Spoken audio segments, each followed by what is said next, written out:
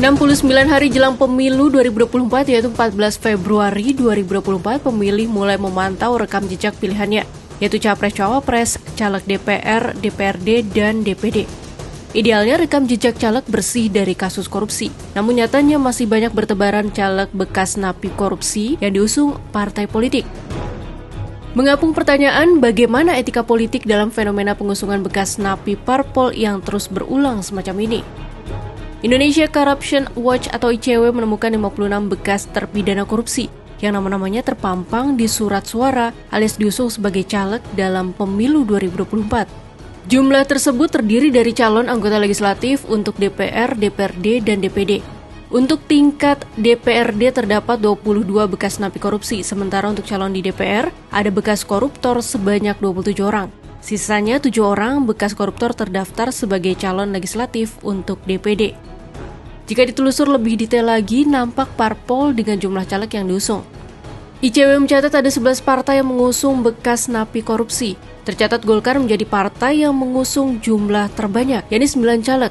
Nasdem di bawah Golkar dengan 7 caleg bekas napi koruptor.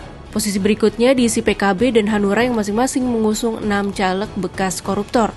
Adapun 7 parpol lain yang mengusung bekas terpidana korupsi, yakni Demokrat 5 caleg, PDIP 5 caleg, Perindo 4 caleg, P3 4 caleg, PKS 1 caleg, PBB 1 caleg, dan Partai Buruh 1 caleg.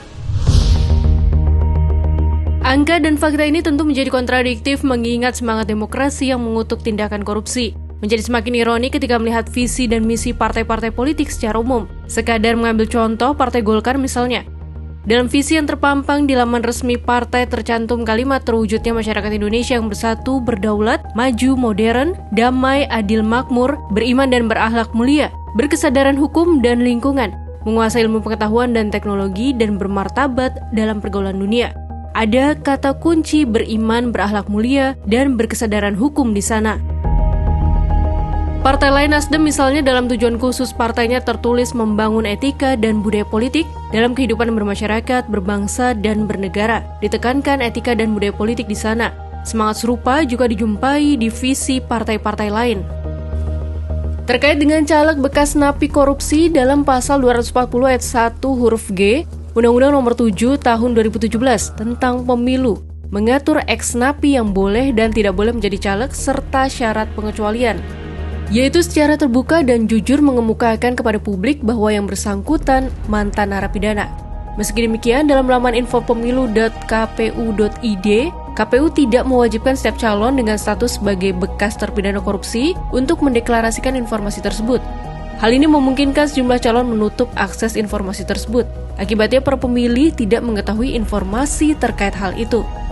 Kembali pada inti dasar peran partai politik yang merekrut mulai dari anggota partai, bakal calon wakil rakyat, bakal calon kepala daerah, hingga calon presiden dan wakilnya, maka peran partai politik menjadi sangat sentral dalam sistem demokrasi. Dalam peran yang krusial ini, kepentingan publik dan kehidupan bernegara selayaknya menjadi hal utama yang diperjuangkan. Dengan mengusung calon dengan rekam jejak sebagai koruptor, ada risiko penggadaian etika dalam berpolitik dan terhentinya proses pendewasaan demokrasi di Indonesia.